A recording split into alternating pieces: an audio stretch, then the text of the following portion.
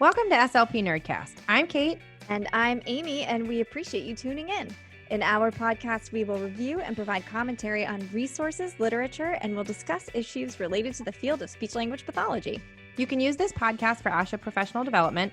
For more information about us and certification maintenance hours, go to our website, www.slpnerdcast.com. SLP Nerdcast is brought to you in part by listeners like you. You can support our work by going to our website or social media pages and contributing. You can also find permanent products, notes, and other handouts, including a handout for this episode. Some items are free, others are not, but everything is always affordable.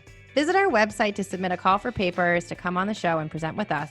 Contact us anytime on Facebook, Instagram, or at info@slpnerdcast.com. We love hearing from our listeners, and we can't wait to learn what you have to teach us. And just a quick disclaimer, the contents of this episode are not meant to replace clinical advice. SLP Nerdcast, its hosts and guests do not represent or endorse specific products or procedures mentioned during our episodes unless otherwise stated. We are not PhDs, but we do research our material. We do our best to provide a thorough review and fair representation of each topic that we tackle. With that being said, it's always likely that there's an article that we've missed or another perspective that we haven't shared. If you have something to add to the conversation, please email us. We'd love to hear from you. Dun, dun, dun.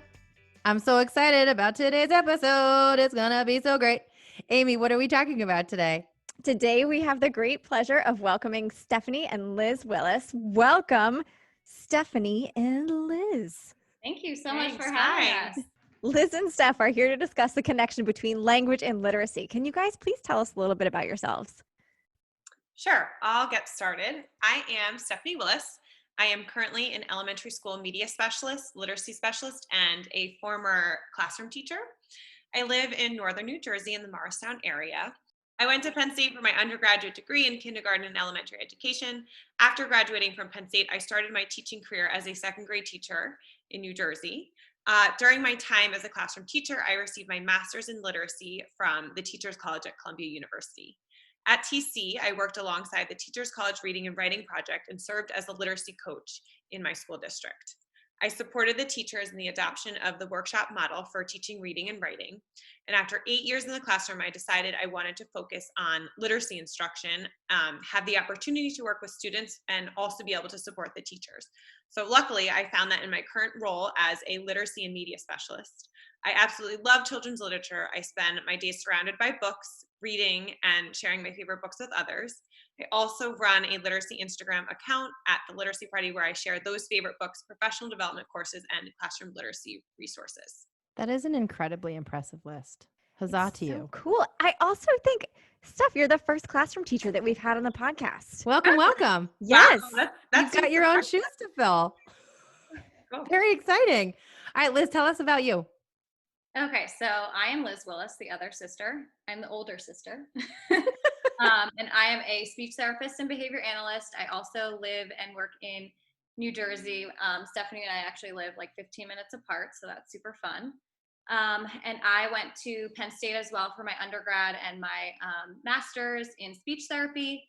I started working in Pennsylvania in the public school system. And when I first started, I had a lot of kids on my caseload that were in autism support classrooms. So I had the experience of working with some consultants out of PATAN, which is a support system in Pennsylvania, the Autism Initiative. And so I learned from them about applied behavior analysis and really learned how to support my students and learn some tips and tricks that I felt like I was kind of missing in my practice. So that led me to pursue my BCBA.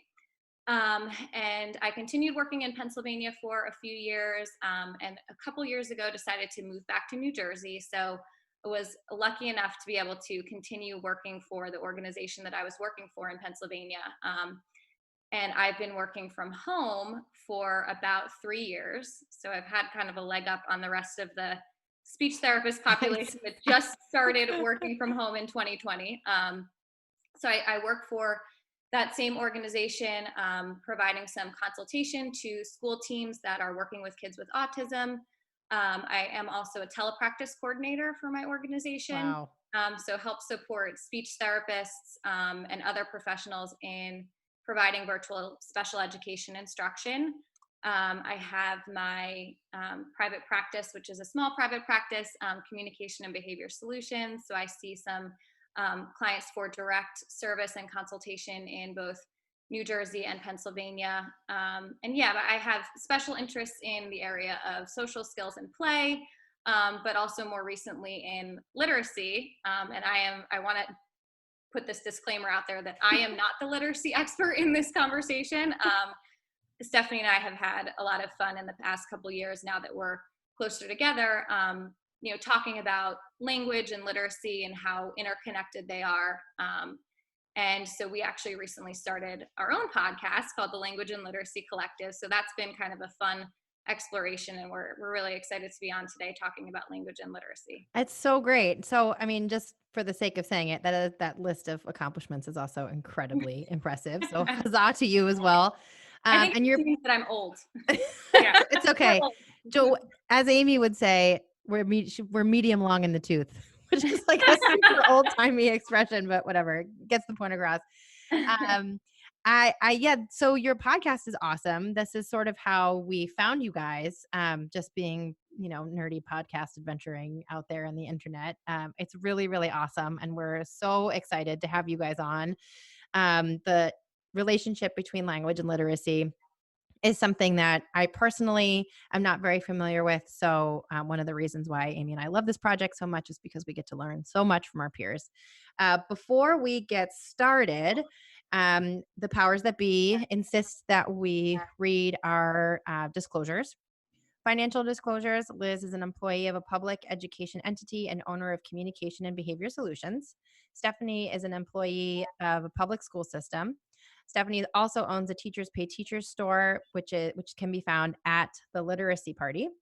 Kate, that's me, is the owner and founder of Grand Bois Therapy and Consulting, LLC, and co-founder of SLP Nerdcast. Amy is an employee of a public school system and co-founder of SLP Nerdcast. 9 financial disclosures. Stephanie and Liz host the podcast, The Language and Literacy Collective. Liz is a member of ASHA and the BACB. Kate and Amy are both members of ASHA SIG 12 and both serve on the AAC advisory group for Massachusetts Advocates for Children. Kate is also a member of the BACB, the Berkshire Association for Behavior Analysis and Therapy, Mass ABA, the Association for Behavior Analysis International, and the corresponding Speech Pathology and Applied Behavior Analysis Special Interest Group. Those things are so redundant and long, and every time a listener sticks with us through the first 8 minutes of an episode, I say cheers to you and applaud you. So thank you for sticking with us.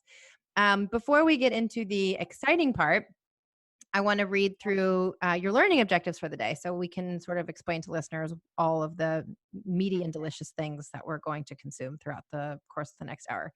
Learning objective number 1, explain the connection between language and early literacy development and how the presence of speech and language disorders may impact literacy development.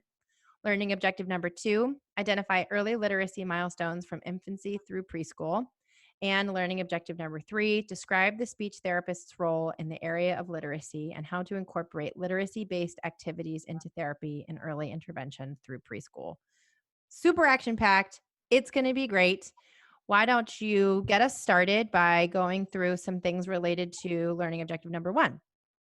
Awesome. Okay. Yeah, it definitely sounds like a lot to cover, and it is, but we were thinking of this as really a beginner's guide. So there's definitely more to know, but we wanted to kind of provide some information for speech therapists to kind of get them started about thinking about the connection between language and literacy and some of the ways that they can start to implement some literacy-based activities within their sessions. So we thought for learning objective 1, we would start off with just providing a definition of language. We recognize that the audience is primarily speech therapists, but in case we have some other professionals sprinkled in there or parents, we thought we would start there.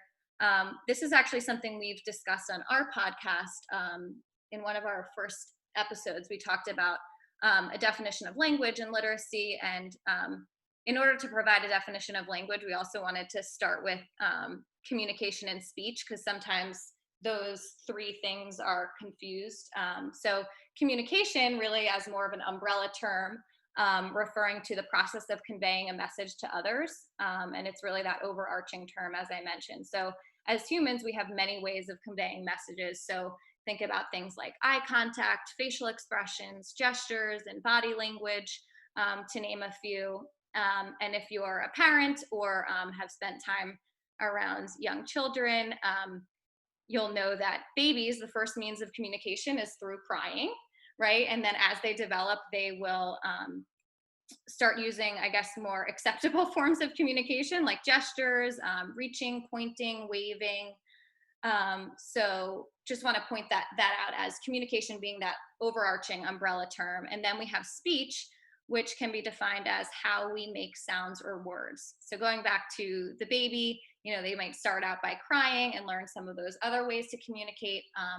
And a typically developing child will then also start to babble. And so they're, starting to make speech sounds, and then those speech sounds are going to be ultimately shaped into words or speech.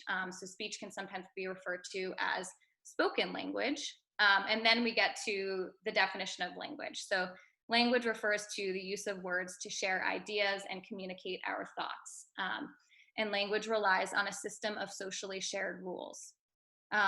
So using speech as your form of language is the most common form, but we also want to kind of make it clear that there are individuals who use alternative modes of communication as well. So things like sign language, picture exchange, or voice output devices. Like speech, these systems all follow a specific set of rules and allow individuals to share their ideas and get their needs met, and can therefore be defined as language.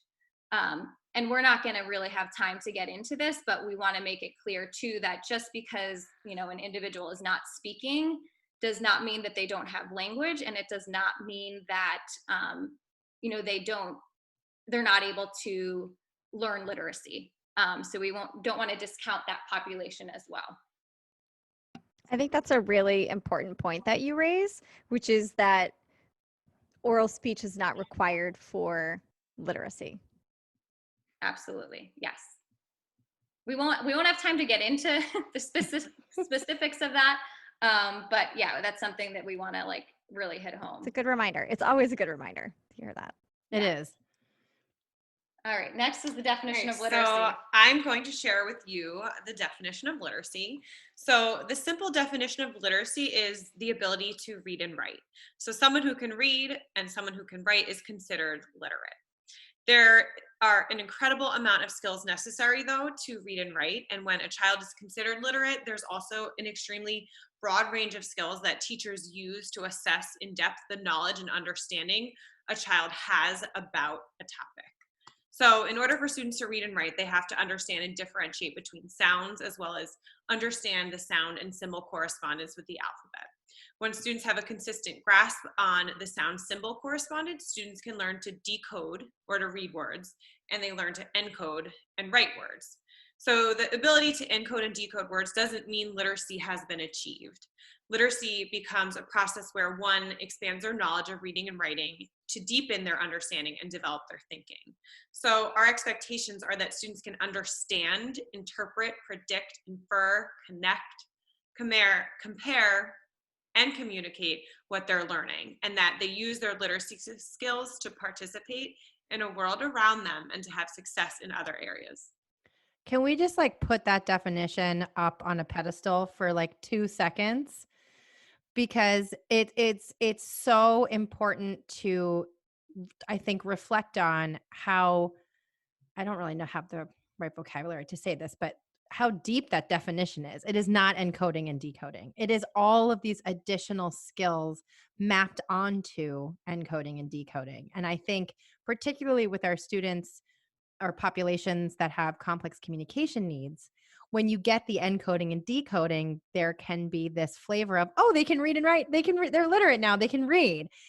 But, I don't know if you want to reread that portion of the definition again, because I think that that's so important. I'm glad that we're talking about this point, and I was actually just going to bring it up in the next kind of topic that we were going to talk about, which is language as a foundation for literacy development. So I'll circle back about that. But clearly children have to have a strong language foundation in order to learn to read and write. And that language foundation is necessary for all of the aspects in literacy development right from the start. So just to quote our favorite organization, ASHA, according to ASHA, spoken language provides the foundation for the development of reading and writing. Spoken and written language have a reciprocal relationship such that each builds on the other to result in general language and literacy competence, starting early and continuing through childhood into adulthood. So they're pretty clear on the connection between language and literacy. And to kind of circle back to what we were talking about is, we want to kind of hit home that we don't want a child, just to be able to decode and encode, but we want them to be able to have meaningful literacy experiences. And I try to really highlight this with parents and professionals too, the need to have that really strong language foundation in order for literacy experiences to be meaningful. So it sounds really simple, but you have to understand the words that you're reading and and the connection between the words you're reading. So language continues to be important as the expectation of literacy comprehension increases. So like you mentioned with making, did you mention making predictions? And so with making predictions and inferences, that language foundation is going to be extremely important. So just to reiterate, I guess, because you can encode or decode a word, it doesn't mean that your reading or writing is going to mean anything to you unless you have that language foundation. I can't emphasize this is making me think of so many interactions I've had in my educational world, where I am working often with older students who are have significant behavioral and complex communication needs, and I'll see an educational program or an educational lesson where they're reading words like staple, and they'll read it. And then I say, okay, can he read that word and go get the stapler was the word I was meant to say. Can he read that word on a list and go retrieve the stapler? Does he know what a stapler is? And so often, unfortunately, that piece is missing. And I think that that's just for anybody out there who has experienced this before, you are not alone. I don't think that it is. I think it's important to just keep that in mind. And I think as speech pathologists, we know that, but we often have to have this conversation in, at least for me, educational settings that are leaning towards substantially separate or complex communicators. I think too, though, Liz, you really highlighted that they aren't two separate skills, right? So literacy is not a separate skill from language, it's integrated. And although in a school setting, I think it can be a little confusing because often different professionals work with those different skill areas. And hopefully you guys can talk to us just a little bit more about that at some point, just about the different roles and what that looks like in a school. But that can be confusing because they're so integrated. Literacy is not something you go do with the reading teacher separate and disconnected from everything else. Those skills are very integrated. And I think, Kate, like your example of the substantially separate programs, students with more complex communication needs, that's true, but it's also true for really higher level skills too, right? I mean, Liz, you touched on it with the inferencing, making predictions, answering WH questions. If you can't do that with oral speech, you probably are going to struggle doing that in a text. And I think to sort of take that one step further, I have Ash's definition that you just read in the back of my mind about this, harking back to oral speech, but we just said that, non-speaking individuals are capable of, developing literacy skills because it's not necessarily the oral speech. If they can't answer that WH question with a symbol, with a linguistic exchange of symbols, that language component, that is the piece. So even if you have a non-speaking individual, if they have that language skill with their symbol set, be it oral speech, sign language, I don't know. I was about to say a Vantage Light. That completely dates me. That device hasn't been around for like 8 years. But an iPad, wow, that was such a slip of the tongue. Don't anybody judge me out there. That's a really important piece to remember, is that it's that symbolic exchange. Absolutely. Yeah. I feel like I could go on about this topic, and I find that, a lot of my students, especially with autism, may have like an affinity for like reading or like almost an advanced skill in that area. And then sometimes parents are like pushing that and wanting to pursue that. And I think that's okay to an extent, but at the same time, we have to circle back to the foundation, which is that language piece. So yeah, I think we could go on and on about it, really. But I also, and Amy, you said it really well after Liz said it really well. It's that integration. That's the word. I feel like that really is highlighting the main point there, is that it's the integration of those skills. They're not separate entities. Yeah, I think we'll see that too when we talk about some of the early milestones, like how connected the early language milestones and literacy milestones are, and kind of the importance of like not to get too ahead of ourselves, but like recognizing those milestones, because oftentimes we're skipping, with certain individuals, we may be skipping some of those early milestones that are really important in the areas of language and literacy, because that child is showing promise in terms of like encoding and decoding. And we don't want to skip that. I think that's actually a great segue into our second learning objective. So why don't we jump right in there? Okay. I'll reread it in case our listeners have, forgotten it since 15 minutes ago or however long ago that was. Identify early literacy milestones from infancy through preschool.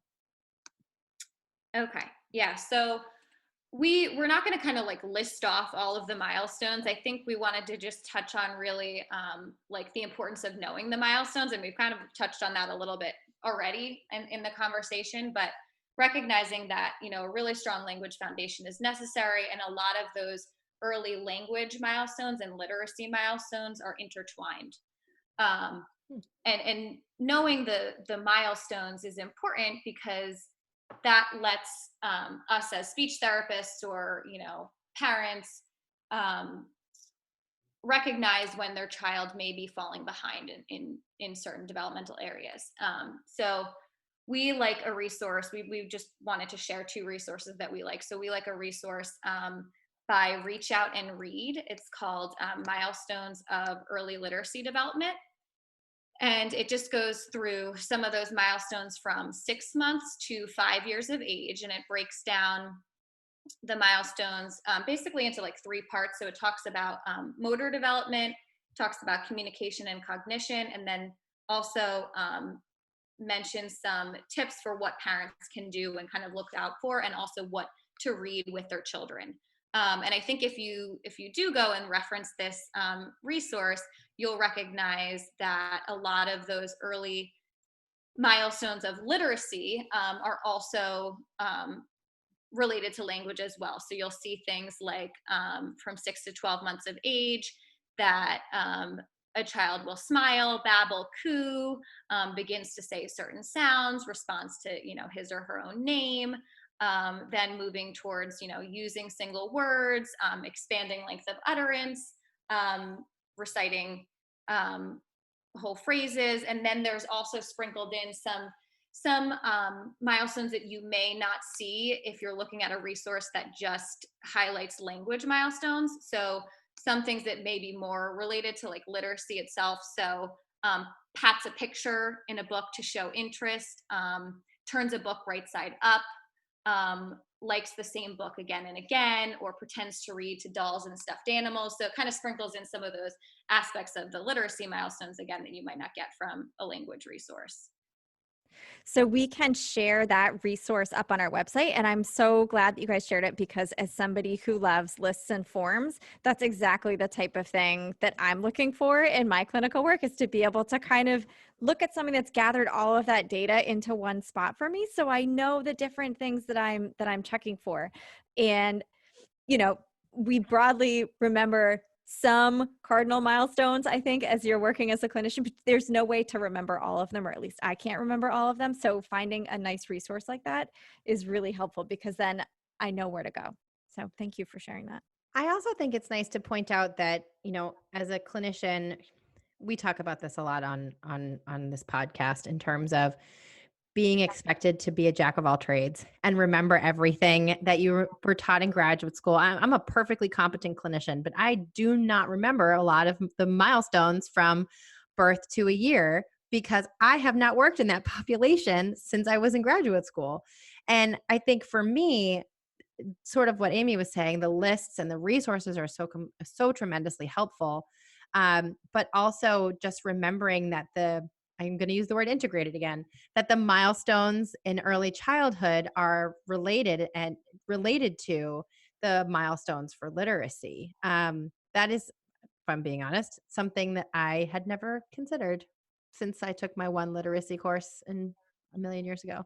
Yeah, I know exactly what you're saying. And like in preparing for this, I was thinking about how like daunting it is to sometimes be a speech therapist and like have to know about so many different subject areas, and literacy being one of them. Like, and I'll go back to it. Like, I'm not an expert in literacy, so like this has been a helpful process for me because it's kind of giving me some ideas on how I can incorporate some literacy based activities into my sessions. That's, I want, my hope is that we can provide SLPs with just enough information that they can start to incorporate some of this into their practice, but not be so overwhelming that it's like, oh my gosh, this is just another thing I need to be an expert on. So hopefully we can do that by the time we talked last night about how as an SLP, you don't necessarily have to like explicitly teach literacy skills, but embedding it into your speech sessions is a way to teach literacy skills. Like, and isn't that a really funny scope of competence? Because you have to know enough about it to be able to integrate it into your work, but your job doesn't necessarily demand an area of competence or expertise where you have to be teaching it. And I know we're going to talk about this a little bit in the third learning objective about the different personnel that are involved, but we do have this Venn diagram. That's the one with the circles, right? Right. So you have this Venn diagram where we have literacy shared by all of these different specialists in a work environment. And I think that that's a really, really good point where SLPs do need to know enough to integrate it into regular speech sessions because of that integration between language and literacy. I think that's like the nail on the head. I did want to ask one question though, specifically related to milestones. So, we have our milestones, birth to 5, early social cognition, communication milestones, and then sort of moving into this phonological awareness. I know that phonological awareness is a really important milestone that is heavily related to literacy, but so many of our students with communication disorders struggle with phonological awareness. So how are those two things specifically related? Yeah, that's a good question. And it's something that we meant to touch on before. Really like the relationship between speech and language disorders and reading and writing ability. So we kind of talked about obviously the connection between language and literacy, but what does that look like for individuals who have speech and language disorders? So I'll quote Asha again. But according to Asha, children with spoken language problems frequently have difficulty learning to read and write, and children with reading and writing problems frequently have difficulty with spoken language. And then a study that we were looking at indicated that the best predictors of children's early reading success include measures of both phonological awareness. So Kate, you hit the nail on the head there. And concepts of print, which concepts of print, I don't know if it's just me, but as a speech therapist, it's like I had to ask that. I was like, what are concepts of print? But it's interesting to me. Phonological awareness, I think, is something that as speech therapists, we can say, oh yeah, like that would be, impactful for literacy development and related to language and literacy development. But the whole concepts of print piece is something that I was like, okay, like I guess I should learn a little bit about this. But both of those skills, phonological awareness and concepts of print, are likely to be impacted when children have language impairment. So again, I'm not the expert on all of these terms, so I'm going to let Stephanie kind of give us, a definition on both of those. So phonological awareness is a broad skill, kind of like the umbrella skill, that includes identifying and manipulating units of oral language. So parts such as words, syllables, onset and rhyme. Onset is the initial phonological unit of any word. So for example, the C in cat, and the rhyme refers to the string of letters that follow. So any of your final consonants, the at in cat. So as Liz mentioned, having the ability to have phonological awareness, it is a really high predictor of reading success. And your concepts of print refer to the awareness or understanding of how print works. So this includes knowledge of books and print, like physically, what is a title, the cover, back cover, how to turn pages from which way you turn your pages, where to start reading on a page at the top, and you go from left to right. So and then top to bottom, and how to track from like one sentence and then go back to the left and continue reading. So concepts of print also refers to understanding letters and how they're different from words, and then how words are different from sentences, but yet they all convey meaning. So I think those touch upon a lot of those early literacy skills and milestones, is really understanding both of those. And we even talked about last night how, as a speech therapist, one way you might want to embed concepts of print in your speech sessions would be by holding a book and using that as, a way to introduce your skill, and saying something like, okay, let's read the title of this book together. Point to the title. Okay, what's on the title, or what's on the cover of the book? And then opening up the book, and then you could count the number of words or talk about the initial sounds in your books, and kind of just like embed it, as opposed to explicitly teaching something like concepts of print. I think that's such a great point, Steph. It's such a good point, because so many speech pathologists integrate the use of texts in our speech therapy sessions.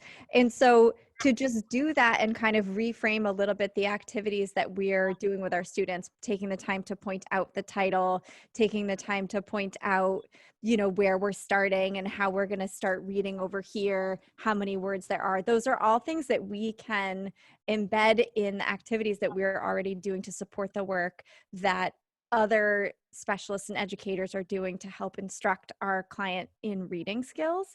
So I think tips like that are really helpful and easy for people to do.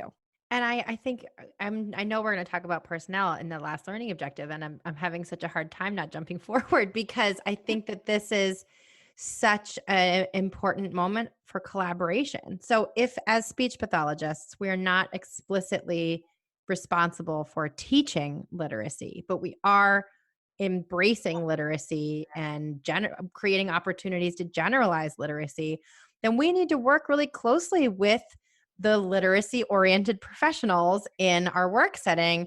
And I know that is really varied, and we're going to get there, and I will do a good job. I will put that topic up on the shelf, and we will get there in a few minutes.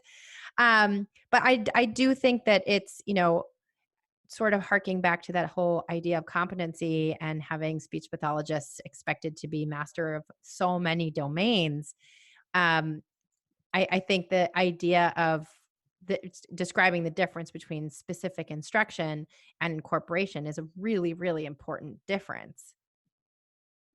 Well, I think that's kind of how you and I got started when we started our podcast, is we spent so much time relying on each other and calling each other for help in each other's related areas. Like I would call Liz with, a specific question about how I can enhance language, or the language that I'm using in my sessions with my students. And then you would, throw back literacy questions to me, and we found ourselves so naturally collaborating about language and literacy, and that, the connection between the two isn't talked about quite enough.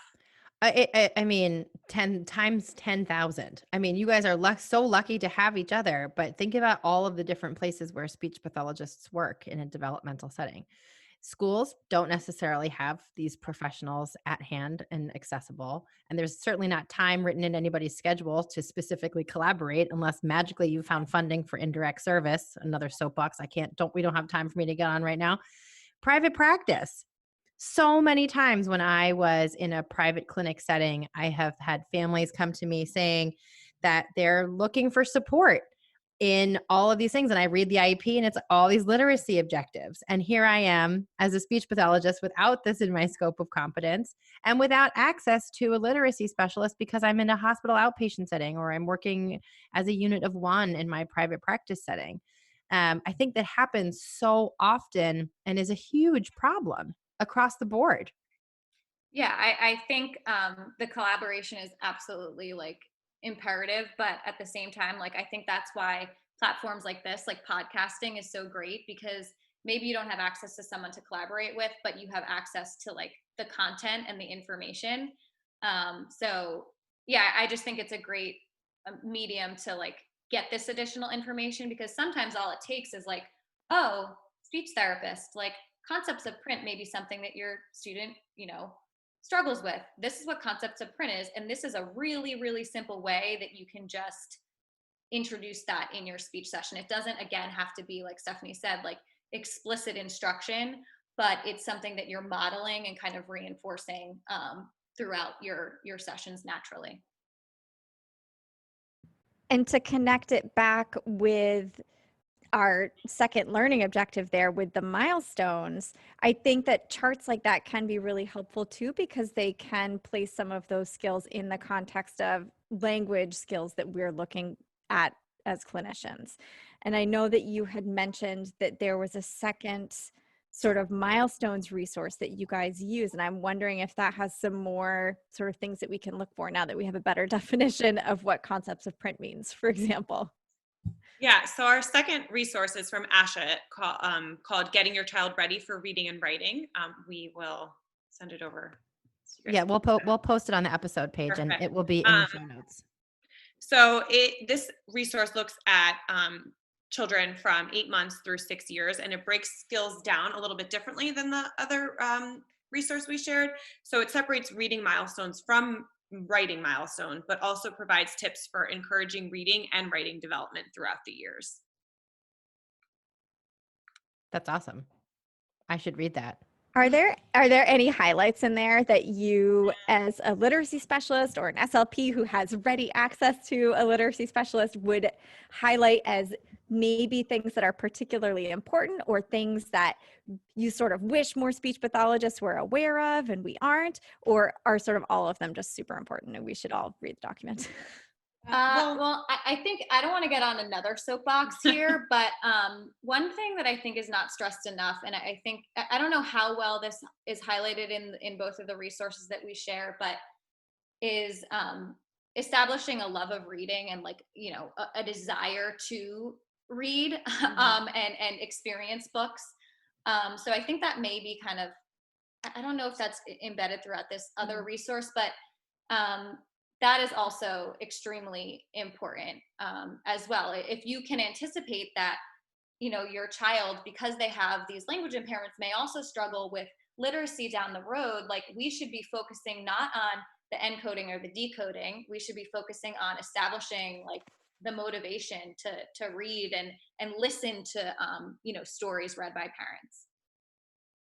I'm nodding my head so loudly that people can almost hear it.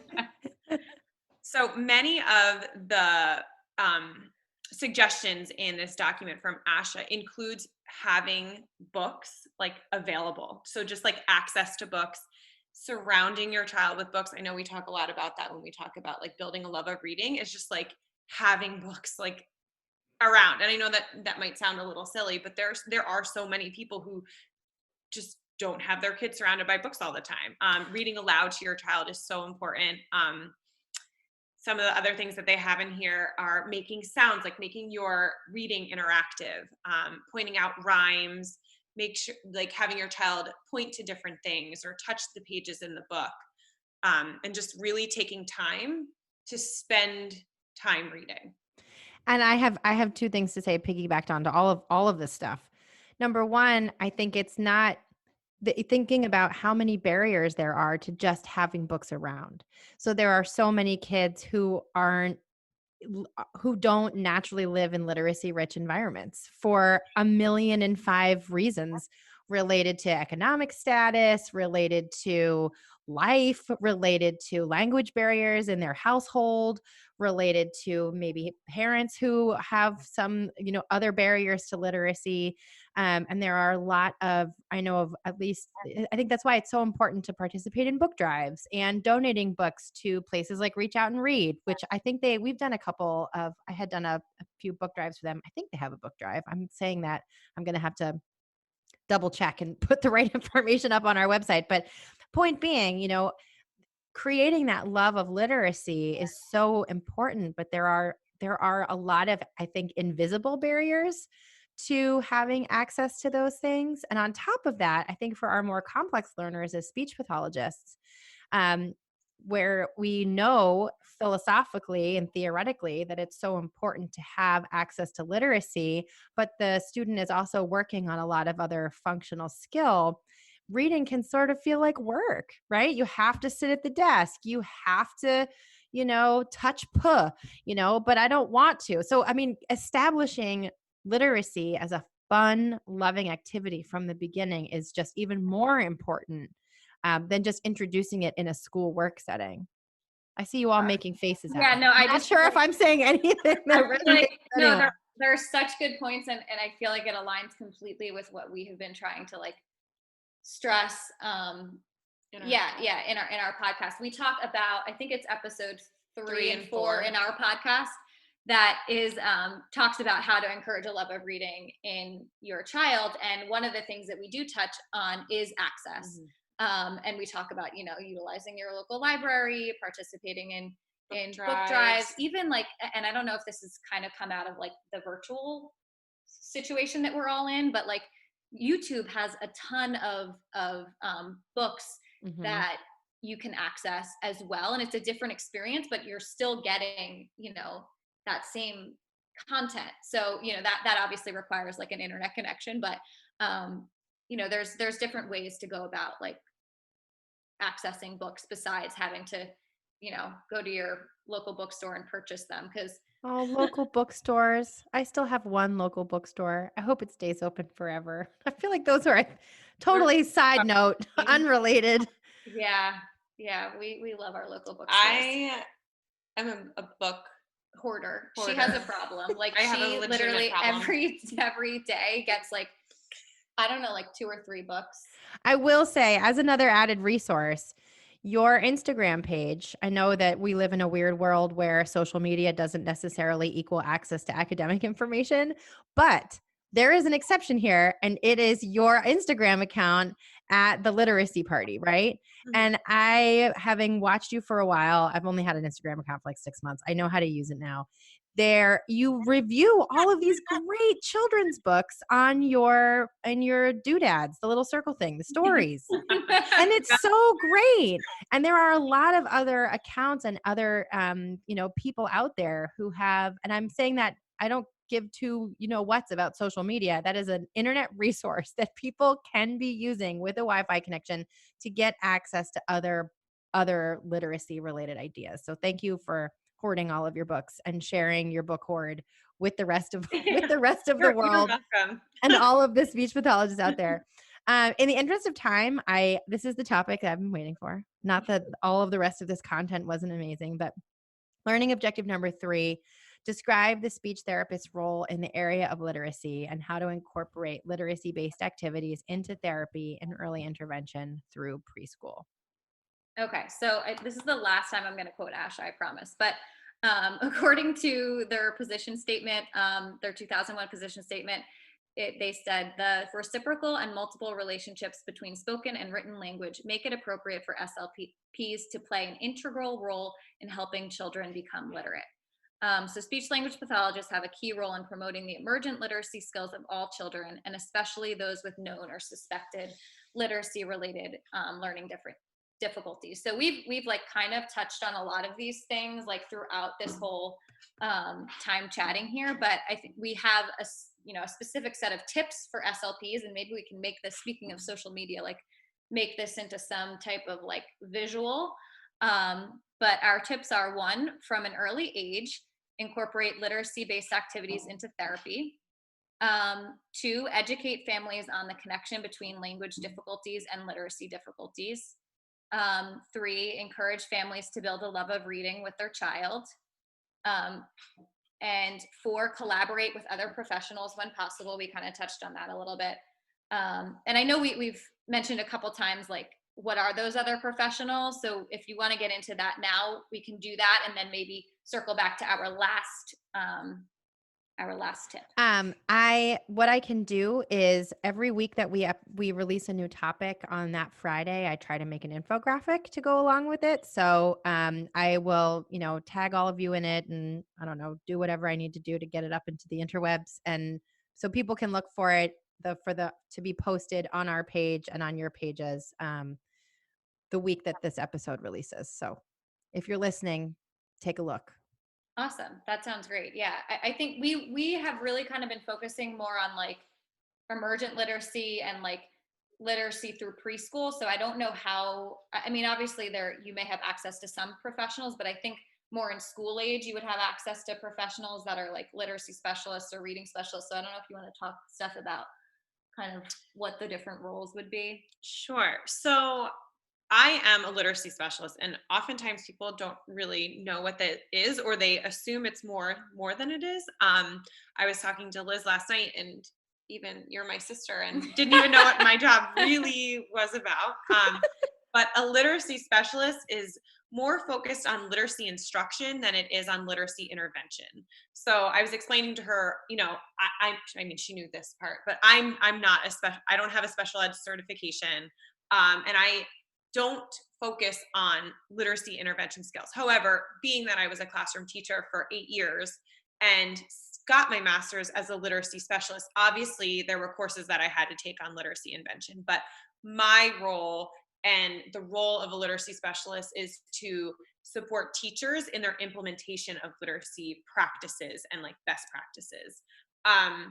Then, in school districts, you also have your reading specialist, and a reading specialist is someone who focuses on reading and like literacy intervention. So that might be called like basic skills or RTI, depending on where you are in the country. I know what it's called by you? RTI, Yeah. response to intervention. We're RTI in the Northeast too. Yeah. Okay. So Yeah.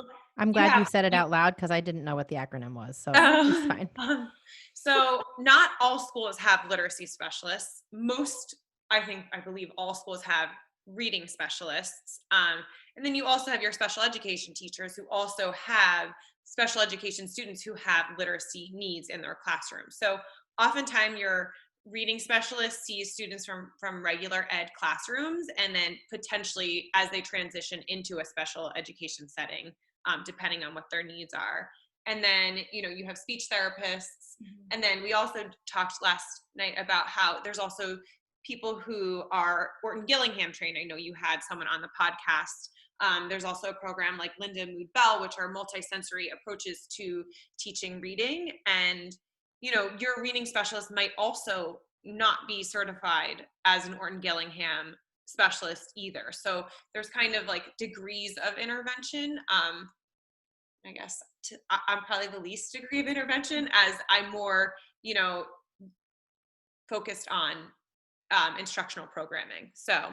But that's so interesting because again, think of that Venn diagram with all these circles all of those professionals that you just described make up a complete picture of a literacy team, right? Mm-hmm. Everybody has their role between, all of those professionals. You could support anyone on the continuum of learning for literacy.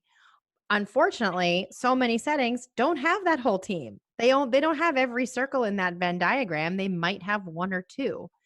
And I think it's so I think it's so important to understand and discriminate between those roles, because you're right. People don't, myself included. I mean, I'm learning here as we speak, right before your very eyes. I feel like understanding where the scope of practice and scope of competence stops for each of those professionals is crucial for triage, for making sure that and advocacy, and all of those kinds of things. Yeah. Absolutely. It obviously goes to show how important collaboration. Yes. Is. And funding for indirect service. I'm going to make some sort of sign. I'm just going to I don't know. We need funding for indirect service. People, everybody listening out there, if they've listened to multiple episodes, they're like, oh God, here she goes again. That's another t-shirt. Yes. It's funding for indirect service. Because Kate said. I know. All of our ridiculous, the potatoes mug. Oh my God.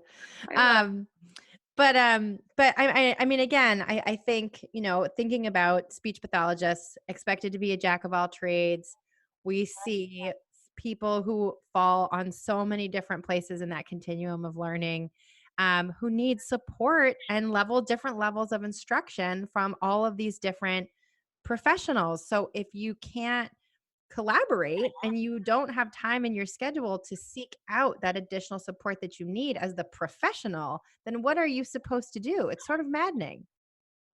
Well, and I think I agree. and some of it has got to be a little bit different depending upon your build, right? Like having worked in a number of different schools in different parts of the country, I feel like every school has sort of its own suite of literacy supports that might be slightly different. But I think that when Steph was speaking, it was making me think also about how confusing that must be for families also. Like if it's that confusing for us who are professionals who are working in this environment, how confusing it must be for families to try and navigate the system. And it made me wonder, I think that that's sort of something that we need to take on ourselves as people working in the system to really understand, well, who is the go-to person for general educator support, and who is the go-to person for literacy intervention for students who are otherwise in general education?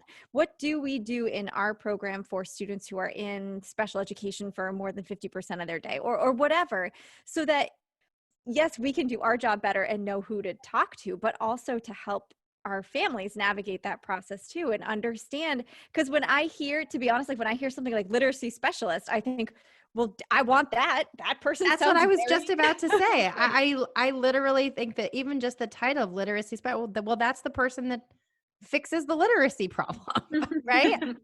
Sometimes. and it's confusing, right? So it's confusing. So I think, I think that just knowing, I think it's fantastic and amazing that we have all of these different supports that can be available. But I think, if it's confusing for us, it's probably confusing for folks who don't spend most of their waking hours in a school or whatever your work site is.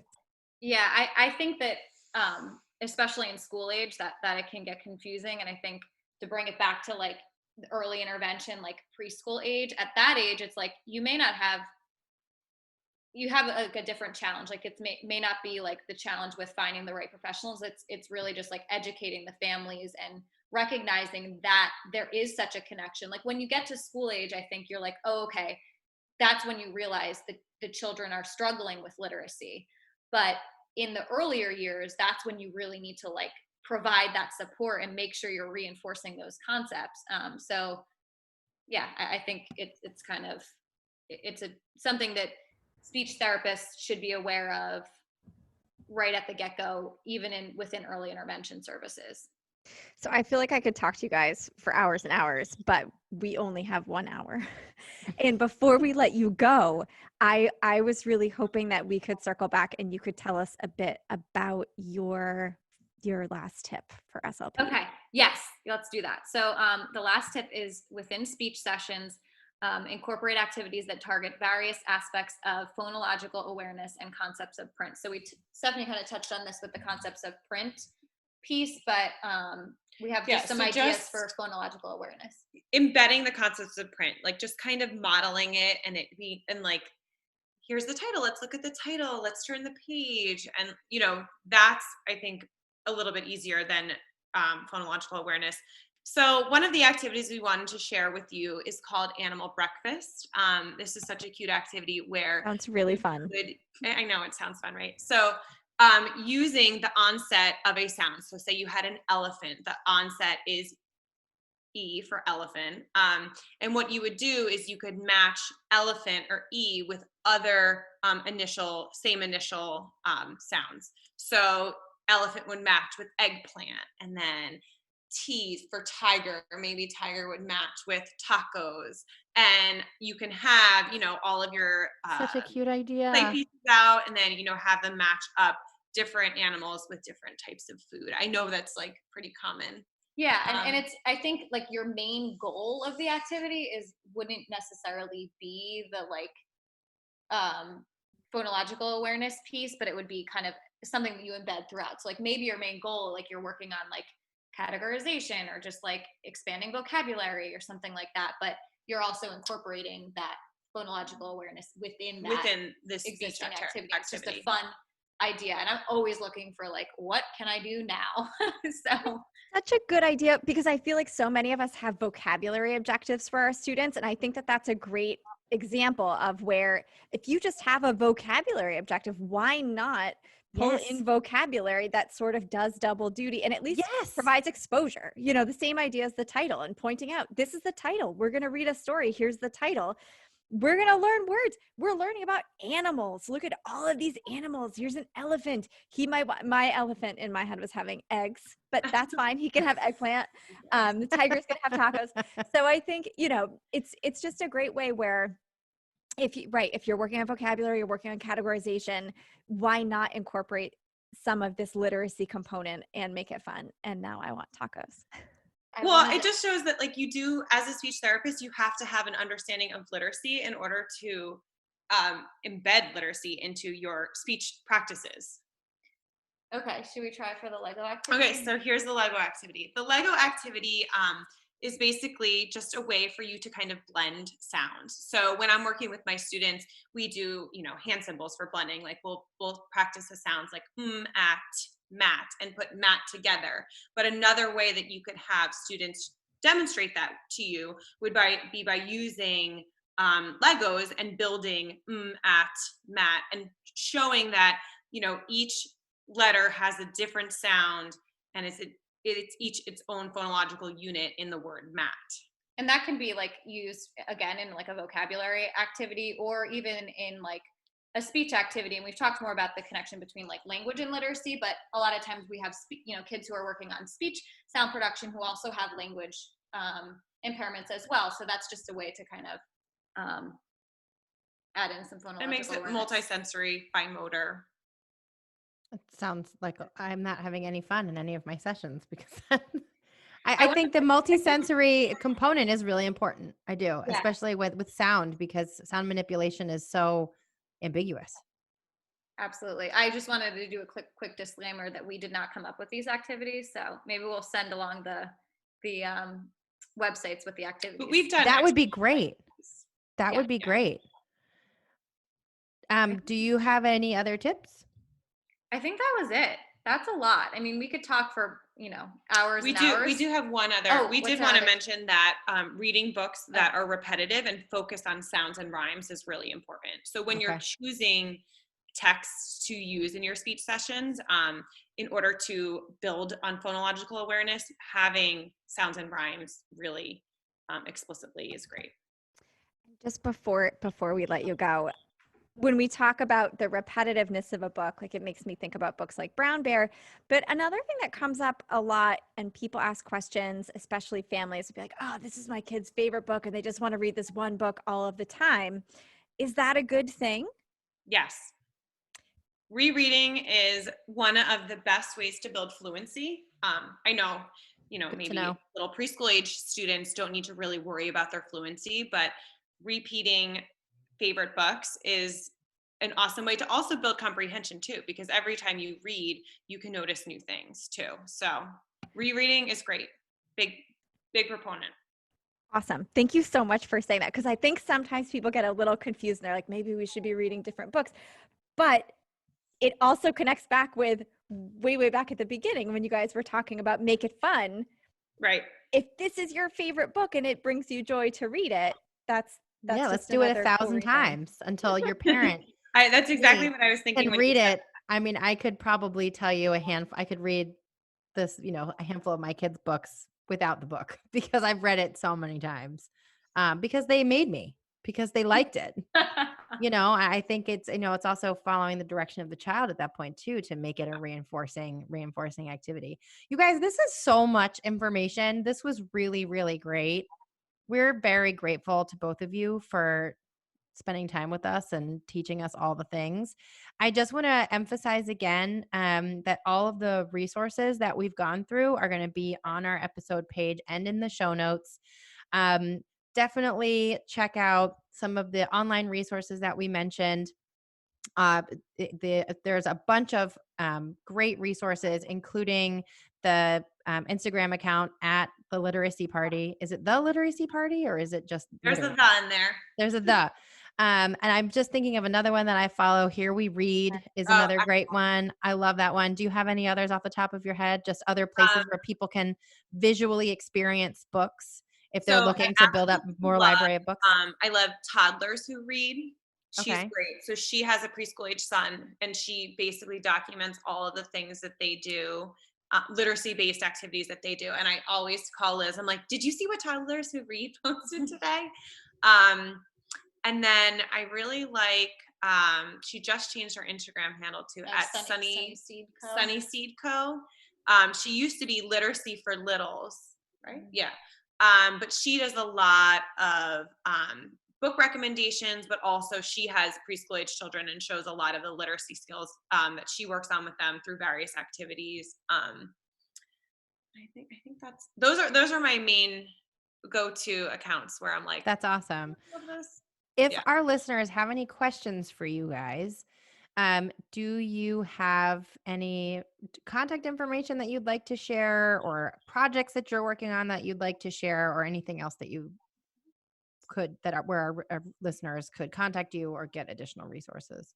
Yeah, I have my Instagram, which is at COMM_behavior_solution. So I chit chat with a lot of people there. Or email Liz at communicationandbehaviorsolutions.com.